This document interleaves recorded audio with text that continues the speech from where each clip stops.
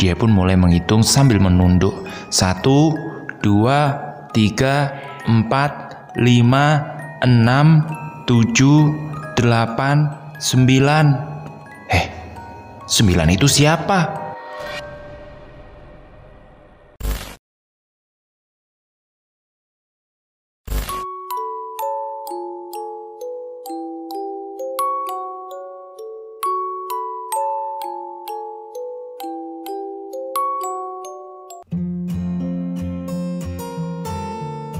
Assalamualaikum warahmatullahi wabarakatuh. Teman-teman untung direkam. Saat ini saya tertarik dengan satu tulisan Wahyu Subuh, pendakian Wilis via Kare Madiun. Seperti apa ceritanya? Mari kita dengarkan. 8 September 2020. Untuk pertama kalinya aku bisa menginjakkan kakiku di puncak Wilis via Madiun. Area ini dekat dengan rumahku sendiri sebenarnya. Sudah beberapa kali aku ingin ke Wilis via Madiun, tapi selalu gagal. Aku selalu ditolak berkali-kali. Berangkat sendiri, berdua, sama teman. Hasilnya selalu sama. Pas sampai pos perkebunan, ngurus surat ini, itu, izin ke sana ke sini, tapi endingnya gagal dan selalu ditolak. Gimana nggak ngenes? Jangankan gebetan, sapam pos jaga saja menolakku. Ya memang Gunung Wilis ini nggak dikelola, nggak dijadiin jalur pendakian. Di sana dijadiin tempat latihan para tentara dan juga akses jalan menuju ke puncak Wilis yang melewati area perkebunan membuat kita kesulitan dapat izin kalau mau ke Wilis. Ponselku berbunyi, satu pesan chat dari Moha. Wah, ayo ngopi di tempat biasanya. Ini aku sama Alif. Aku pun segera nyamperin mereka di tempat biasa kita ngopi. Kita ngobrol-ngobrol dan Moha mulai membahas tentang Gunung Wilis. Dia ingin pergi ke sana hari Senin bersama dengan teman YouTubernya. Alif bisa mengkondisikan, tapi aku nggak yakin kita diizinin. Alif pun merekomendasikan sama seniorku, Mas Fitra. Keesokan harinya, aku dijemput sama Mas Yunus, seorang YouTuber juga. Kita pun pergi ke rumah Mas Fitra, karena titik kumpul kita berada di sana. Seperti kebiasaan Indonesia, janjian jam 11, ngaret jam 1. Kita baru pada ngumpul. Emang budaya ngaret sudah mendarah daging merasuk ke dalam jiwa raga kita. Moha dan temannya nungguin kita di pertigaan Arian Desa Kresek. Sedangkan aku dan Mas Fitra dan juga Mas Yunus, kita malah berangkat ke Kare. Nah, di sini kita miskomunikasi. Akhirnya Moha dan ketiga temannya nyusulin kita bertiga ke pasar Kare. Ada sedikit drama, Alif yang mengkondisikan malah dia nggak bisa ikut. Benar-benar mengesalkan. Setelah semua ngumpul, kita melanjutkan perjalanan menuju ke Wilis. Mas Fitra jalan duluan, dia yang tahu jalannya. Sampai di area perkebunan kita pecah jadi 2 tim. Mas Fitra bilang kalau kita terlalu banyak nanti takutnya diberhentiin penjaga perkebunan. Mas Fitra pun menyuruh rombongan Moha jalan duluan. Sedangkan Mas Fitra, aku dan Mas Yunus jalan di belakang. Kita melewati jalan cor, kemudian berlanjut ke sedikit jalan ke Makadaman.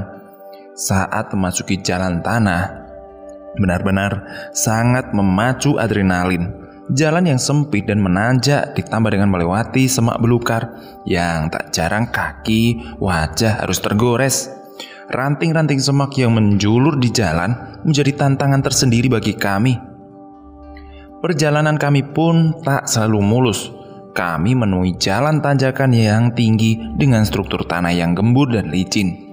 Beberapa motor gak kuat melewati medan ini. Aku terpaksa turun. Teman-temanku yang lain saling kerja sama mendorong motor yang gak kuat naik. Sedangkan aku sendiri berdiri merekam sambil ngetawain mereka. Memang benar-benar momen yang tak bisa terlupakan. Semakin ke atas medan yang kami lalui semakin sulit. Moha dan Anjun terjatuh dari motor mereka. Aku lebih memilih jalan untuk nyari selamat. Setelah melalui perjalanan yang cukup menegangkan, akhirnya kita sampai di Bukit Teletabis, landasan helikopter TNI katanya. lupa namanya apa. Pokoknya beginilah. Kita break sejenak di sini melepas lelah. Kita tinggalin motor di sini. Kita tutupin dengan flysheet. Sebagai teman gak ikutan naik ke gunung mereka. Sebagian teman gak ikut naik ke gunung. Mereka diriin tenda jagain motor. Kita melihat puncak dari sini. Bener, buset, serem banget. Diselimutin kabut tebal banget. Akhirnya kita berangkat 8 orang. Kita start jam 16.30. Sampai di pintu rimba, kita menyempatkan untuk berdoa sebelum kembali melanjutkan perjalanan. Kita mulai menyusuri hutan lindung, trek penanjak yang cukup menguras tenaga dan benar-benar bikin nafas engap-engap. Tentu ini membuat kita sering berhenti untuk beristirahat mengatur nafas. Hutan di Gunung Wilis terbilang masih cukup lebat. Keluar dari hutan, kita melewati padang alang-alang yang tingginya hampir melebihi tinggi badan kami. Treknya juga masih tetap nanjak, kurang lebih kemiringan 45 derajat. Mas Fitra sebagai leader berada di barisan paling depan, sedangkan aku di barisan ketiga. Kami jalan makai gaya renang nyibak-nyibak ilalang. Benar-benar lucu. Jalan di tempat seperti ini emang asli was-was banget. Takutnya ada macan atau apa gitu, atau sejenis babi yang langsung nyeruduk kita. Kan jadi nggak lucu. Mas Fitra dan Mas Yunus dan 1 orang temannya setelah mengantar Moha dan ketiga temannya ke puncak, mereka berencana kembali turun ke Bukit Teletubbies. Mas Fitra menyuruhku menemani Moha dan temannya. Wah, Wahyu, semua aku serahin sama kamu ya. Temani mereka. Aku harus turun, Bes. Aku harus turun. Soalnya besok siang aku sudah mulai kerja, ujar Mas Fitra. Jam 18 kita masuk ke hutan. Menelusuri semak-semak, si Anjun jalan mulai lambat. Sepertinya dia ngedrop. Dia ngeluh kakinya sakit karena tadi habis jatuh. Aku yang jalan cuma bawa harga diri ini, akhirnya tasku dibawain sama Mas Fitra. Sedangkan tasnya Mas Fitra ditinggal di bawah. Aku nungguin Anjun. Aku pindah ke posisi barisan paling belakang. Karena gak tahu kenapa ya, tiba-tiba ngerasa gak enak gitu. Jalan pelan-pelan aja, aku temani dari belakang, ujarku. Aku pun menawarkan bantuan untuk ganti membawa tasnya biar dia bisa berjalan lebih cepat. Namun ternyata Anjun menolak. Teman-teman yang lain udah jauh di atas. Berhenti. Break dulu ya. Udah maghrib nih, ujar Moha. Dek, batinku tiba-tiba aku merinding. Waktu kita break nunggu selesai maghrib. Setelah selesai maghrib kita jalan lagi. Tasnya Anjun dibawain sama temannya Mas Fitra. Temannya Mas Fitra nggak tahu namanya siapa. Anjun bisa berjalan sedikit lebih cepat sekarang. Kita masih saja menyusuri semak belukar. Kadang harus merangkak-rangkak masuk ke dalam semak-semak. Semakin malam semakin gak karuan. Aku melihat ke segala arah, mataku menerawang ke langit melihat pepohonan. Tepat di jam 7 malam, kita pun sampai di puncak batas. Di sini ada tugu batas antara wilayah Madiun dan Nganjuk. Kita break di sini dan mendirikan tenda. 4 orang yang mendirikan tenda, aku cuma mandorin aja duduk di tugu dan melihat Anjun berdiri di tugu batas sambil nyenterin mereka yang sedang mendirikan tenda. Sementara itu Mas Fitra kelayapan nyari kayu bakar. Sial bener, aku tiba-tiba merinding.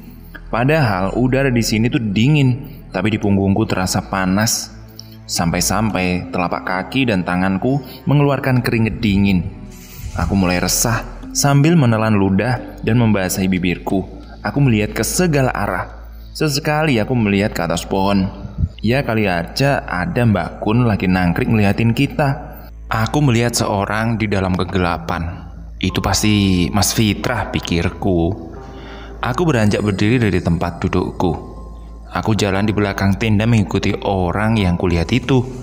Dia hilang cepet banget. Pengen nyari, tapi pas bener kebelet pipis.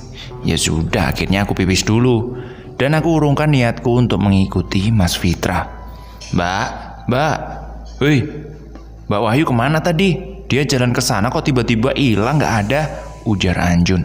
Loh, kemana dia? Saut Mas Yunus. Kemudian Moha pun jadi ikut memanggilku. Aku dengar, tapi aku sedang pipis. Jadi aku diem, gak jawab panggilan mereka. Mereka terus saja memanggilku. Aku pipis, jawabku, sambil membenahi celana. Oh alah mbak, jangan bikin orang panik dah, ujar Anjun. Aku balik ke tempat mereka dan kembali duduk di tugu batas.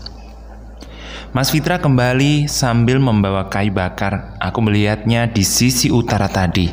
Kenapa dia muncul dari sisi selatan ya? Gumamku dalam hati. Anjun tiba-tiba iseng menghitung jumlah kita. Cek anggota, ujarnya. Dia pun mulai menghitung sambil menunduk. 1, 2, 3, 4, 5, 6, 7, 8, 9. 9 itu siapa? Saut Mas Fitra. Astagfirullahaladzim. Udah, gak usah dibahas, ujar Anjun. Suasana hening sejenak. Kita pun kembali melakukan aktivitas kita. Tenda sudah berdiri. Kelima temanku pada sibuk sendiri-sendiri. Mas Fitra ngajakin ngobrol dan Mas Yunus. Aku pas naik ke sini kemarin, anak-anak kan jarak yang satu dengan yang lain tuh berjauhan. Lah kok ada yang teriak cek anggota. Semua berhitung. Yang anehnya kita naik itu kan 8 orang. Habis hitungan ke-8 kok ada yang nyautin yang 9. Dan sekarang si Anjun ngitung anggota kita. Ada juga yang bilang 9. Yang satu itu siapa ya? Ujar Mas Fitra. Sama, aku pernah kesini lewat Sedudo. Temanku bilang dia ketemu sama Putri Wilis. Terus diajakin ngobrol. Dia tidak suka ngeliat orang pakai baju kuning karena nyamain dia. Terus Putri juga bilang dia tidak keberatan orang datang ke sini, tapi dia tidak suka jika ada perempuan yang datang ke sini lebih cantik dari dia. Makanya tadi pas di jalan aku bilang sama kamu ya, wah, jangan dandan cantik-cantik. Tunggu. Yang dimaksud cantik itu cantik yang seperti apa? Tanya aku. Nah itu aku juga nggak tahu. Yang dimaksud dia cantik itu seperti apa? Cantik parasnya atau cantik kepribadiannya? Aku cuma manggut-manggut saja. Cemburu banget putrinya. Nggak mau kalah cantik. Pasti dia jelek, gumamku di dalam hati. Mas Fitra dan Mas Yunus mengurungkan niatnya untuk langsung balik turun. Akhirnya mereka juga ikut bermalam di puncak batas bersama kami. Tenda pun sudah kita siapkan. Kita masuk ke dalam tenda. Teman-teman sebagian masak, sebagian lagi menyibukkan diri masing-masing. Ada yang memilih untuk rebahan sambil ngobrol-ngobrol. Malam semakin larut, kantuk pun mulai menyerang. Selesai makan-makan, kita akhirnya tidur. Aku akhirnya tidur terlebih dahulu, sementara semua teman laki-lakiku mereka masih asik ngobrol. Aku terbangun karena merasakan dingin semilir. Kulihat teman-temanku sudah pada tidur. Kita 8 orang bawa tenda 2 kapasitas 4 orang. Aku mulai memejamkan mata. Samar-samar terdengar suara langkah kaki. Suara ranting dan rumput terinjak. Pak. Atap tenda digebak 1 kali. Aku membuka mata. Itu tadi apa ya, pikirku. Masa iya angin? Aku melihat ke arah jendela. Tenda yang masih terbuka, yang lupa kita tutup. Pantas saja dingin, gumamku. Aku mau bangun. Ada bayangan seseorang yang berjalan di luar tenda. Kuurungkan niatku untuk keluar dan menutup tenda. Orang-orang di tenda sebelah ngapain belum tidur? Apa dia mau buang air kecil, pikirku. Aku kembali memejamkan mata karena aku pikir dia pasti menutup jendela tendaku. Ternyata sampai pagi pintu jendelaku masih terbuka.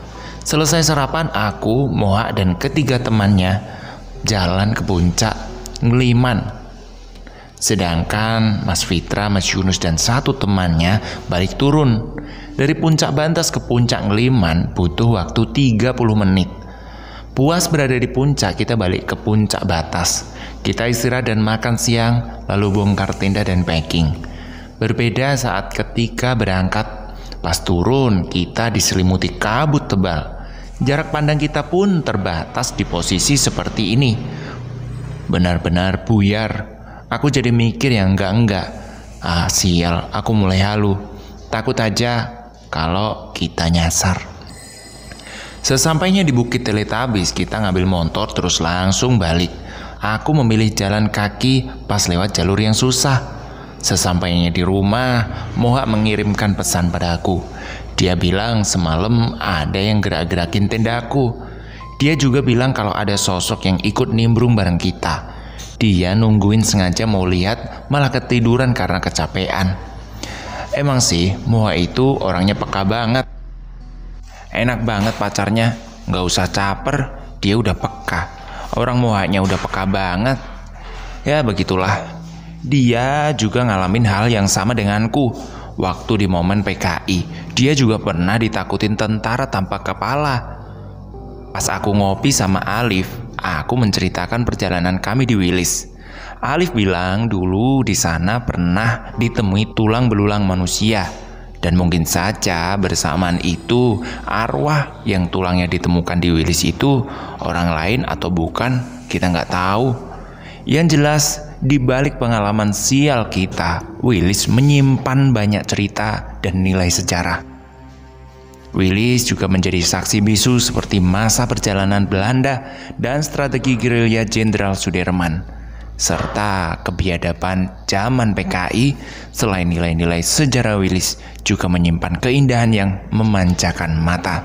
Salam lestari. Terima kasih Wahyu sudah menceritakan ceritanya. Sampai jumpa. Assalamualaikum warahmatullahi wabarakatuh.